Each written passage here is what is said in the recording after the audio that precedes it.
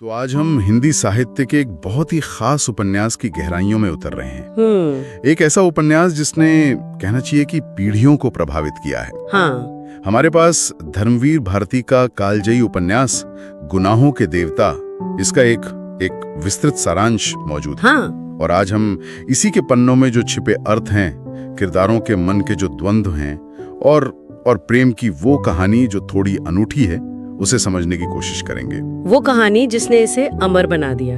हाँ, ये उपन्यास वाकई बहुत खास है। इसकी कहानी हमें ले जाती है इलाहाबाद, मतलब जो आज प्रयागराज है, वहाँ के एक खास सामाजिक और कह सकते हैं कि सांस्कृतिक माहौल में। अच्छा। और कहानी का जो पूरा ताना बाना है वो मुख्य रूप से दो किरदारों के इर्द गिर्द घूमता है, चंद्र और सुधा। और उनका जो रिश्ता है वो बेहद जटिल है और साथ ही पवित्र भी।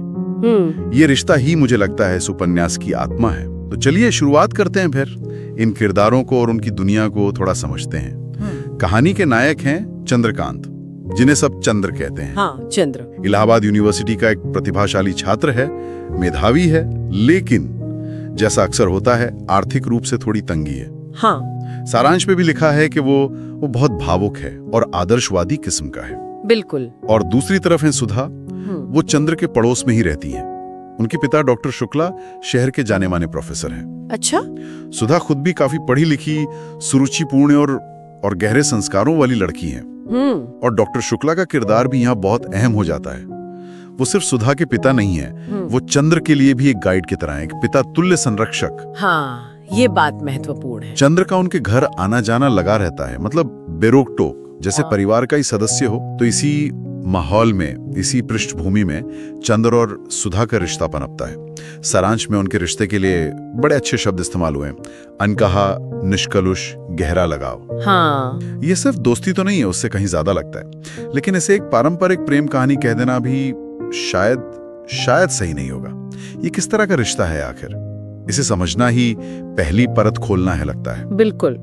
और ये रिश्ता उस समय के मध्य वर्गीय सामाजिक दायरे में पनपता है, जहाँ शायद भावनाओं को खुलकर जताना, खासकर लड़का लड़की के बीच, वो उतना सहज नहीं था। सही बात है। उनका लगाव गहरा है, पवित्र भी है, लेकिन उसमें एक खामोशी है, एक अनकही समझ है।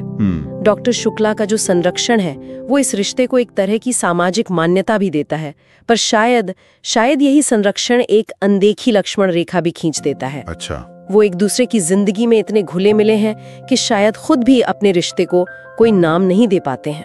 और ये बात वाकई ध्यान खींचती है। इतनी गहरी आत्मीयता, इतनी नजदीकी, लेकिन शब्दों में कोई इजहार नहीं। हाँ। सारांश भी यही कहता है कि वे बिना कहे ही एक दूसरे की भावनाएं समझ जाते हैं। तो क्या ये उस दौर की सामाजिक बंदिशों का नतीजा था, या फिर उनके रिश्ते की प्रकृति ही ऐसी थी जो शब्दों से परे थी?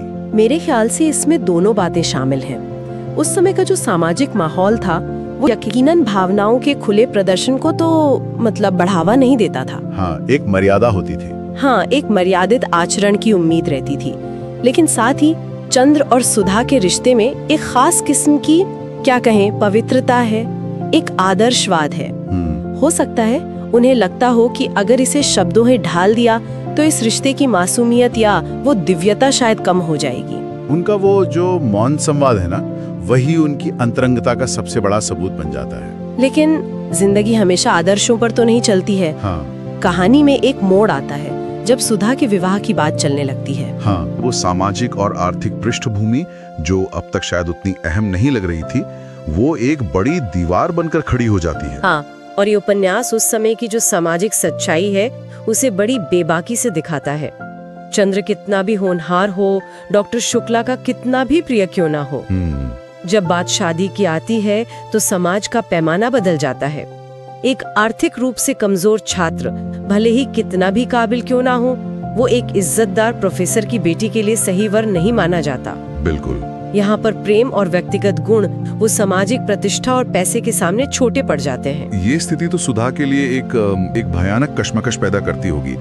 एक तरफ चंद्र के लिए वो गहरा अनकहा लगाव, दूसरी तरफ पिता की इच्छा, परिवार की इज्जत, समाज की सच्चाई। हाँ। सारांश बताता है कि सुधा एक बहुत मुश्किल चुनाव का सामना करती है। और यही सुधा का जो चरित्र है वो उभर कर सामने आता है। वो विद्रोह नहीं करती, वो अपने प्यार के लिए समाज से टकराने का रास्ता नहीं चुनती, अच्छा, बल्कि वो त्याग का रास्ता चुनती है। सारांश के मुताबिक वो परिवार की प्रतिष्ठा और पिता की इच्छा को अपने निजी सुख से ऊपर रखती है।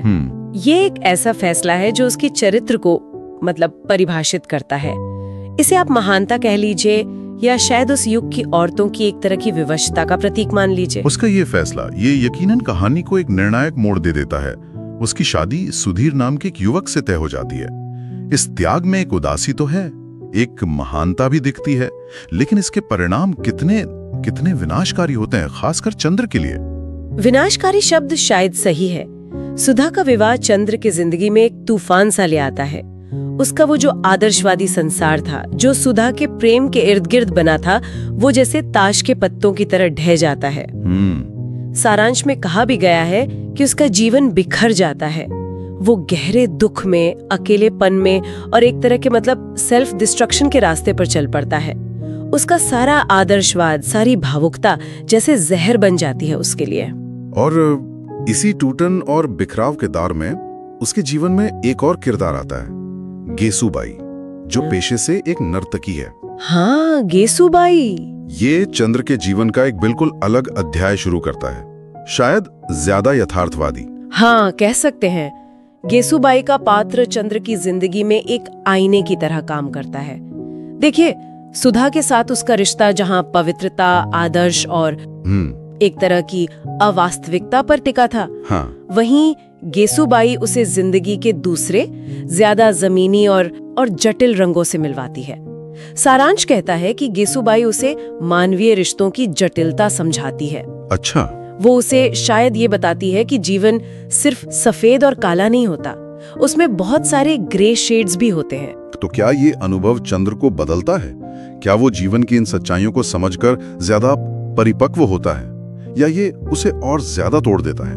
ये एक पेचीदा सवाल है।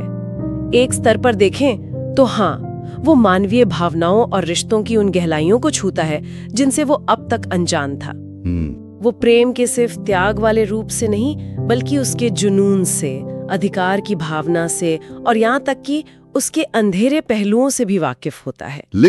लेकिन दूसरी तरफ ये अनुभव उसे अंदर से शांति नहीं देता। सुधा को खोने का जो दर्द है, अपने आदर्शों के टूटने की जो पीड़ा है, वो उसे लगातार कचोटती रहती है। गेसुबाई के साथ उसका रिश्ता भी आखिरकार उसे वो सुकून नहीं दे पाता जिसकी उसे तलाश होती है। वो कहीं ना कहीं सुधा के साथ अपने उस पवित्र प्रेम में ही अटका रह जाता है। और सुधा का क्या?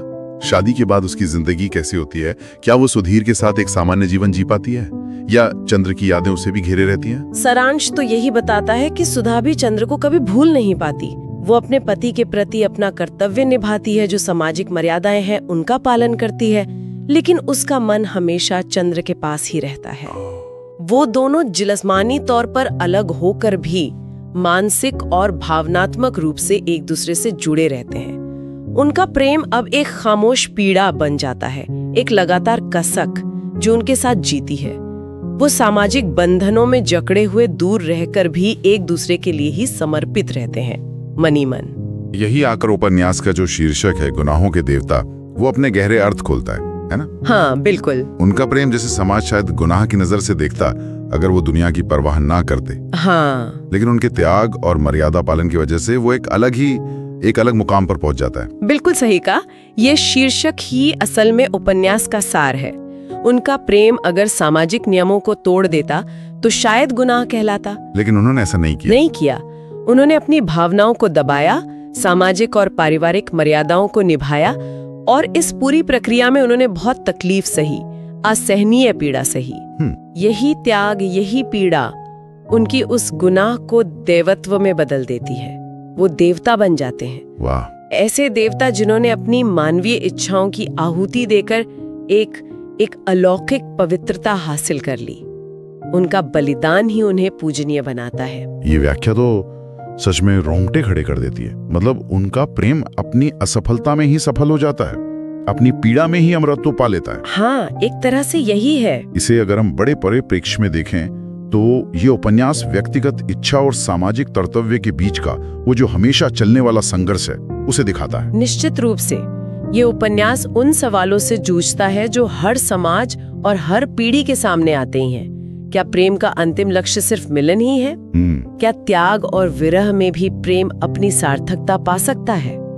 धर्मवीर भारती ने प्रेम की एक बेहद उदात्त, लगभग आध्यात्मिक तस्वीर खींची है यहाँ, लेकिन साथ ही वो उतनी ही त्रासद भी है। सही कहा। ये उस पीड़ा को दिखाता है जो सामाजिक ढांचे और व्यक्तिगत इच्छाओं के टकराव से पैदा होती है। तो कुल मिलाकर हम ये कह सकते हैं कि गुनाहों के देवता एक अधूरी प्रेम कहानी होकर भी अपने आप में पूरी है। हाँ, ये दिखाती है कि सच्चा प्यार सिर्फ पाने का नाम नहीं है, बल्कि कभी-कभी खोने में, त्याग करने में और मर्यादा निभाने में भी अपनी ऊंचाई को छू सकता है।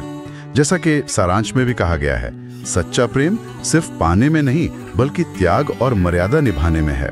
और यही बात इसे हिंदी साहित्य का एक क्लासिक बनाती है। इसकी कहानी का जो भावनात्मक घनत्व है, किरदारों की मनोवैज्ञानिक गहराई है और प्रेम, त्याग, नैतिकता जैसे विषयों पर इसका जो मंथन है, ये सब मिलकर इसे एक कालजयी रचना का दर्जा देते हैं। बिल्कुल।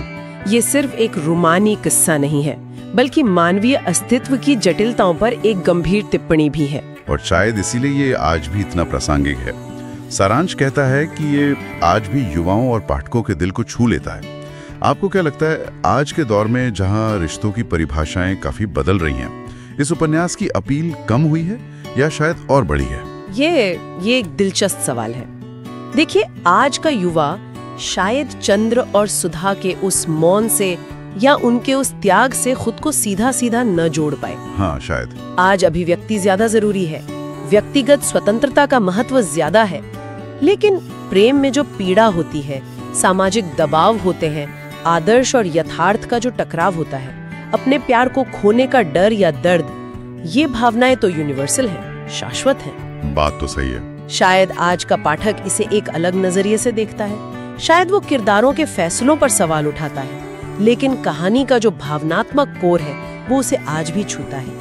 ये उसे सोचने पे मजबूर करता है कि प्रेम के कितने रूप हो सकते हैं और त्याग की कीमत क्या होती है। तो ये थी धर्मवीर भारती के गुनाहों के देवता के संसार की एक यात्रा। प्रेम की पवित्रता, सामाजिक यथार्थ की कठोरता, त्याग की महानता और मानवीय भावनाओं के उस अंतहीन द्वंद्व की कहानी। हमने देखा कि कैसे चंद्र और सुधा का प्रेम तमाम बाधाओं और त्रासदियों के बावजूद एक ऐसी ऊंचाई को छूता है जिसे शायद दैवत्व ही कहा जा सकता है। जैसा कि स्रोत कहता है, उनका प्रेम अधूरा मगर शाश्वत है।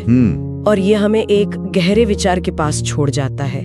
क्या कभी कभी अधूरा रह गया प्रेम अपनी उस असफलता में सहेजी गई पवित्रता, त्याग और कसक के कारण उस प्रेम से भी ज्यादा स्थायी और गहरा साबित होता है, जिसे मिलन की मंजिल मिल जाती है? हाँ। क्या पूर्णता हमेशा मिलन में ही होती है? ये वाकई एक बड़ा सवाल है जिस पर शायद हर पाठक अपने अनुभव और अपनी समझ के हिसाब से अलग अलग सोचेगा। इस गहन और भावपूर्ण चर्चा के लिए बहुत बहुत धन्यवाद।